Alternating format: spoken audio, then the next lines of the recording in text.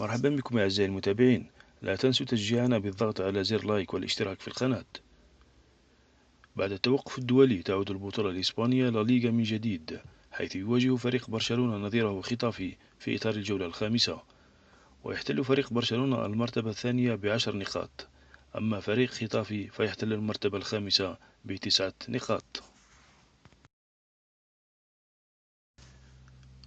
وتقام مباراة الجولة الخامسة بين فريق برشلونة وخطافي على أرضية ملعب نيو كامب يوم الأحد 21 سبتمبر 2025 على الساعة 8 بتوقيت الجزائر والمغرب وتونس، والعاشرة بتوقيت السعودية ومصر، وتنقل مباشرة على قنوات بين سبورت القطرية.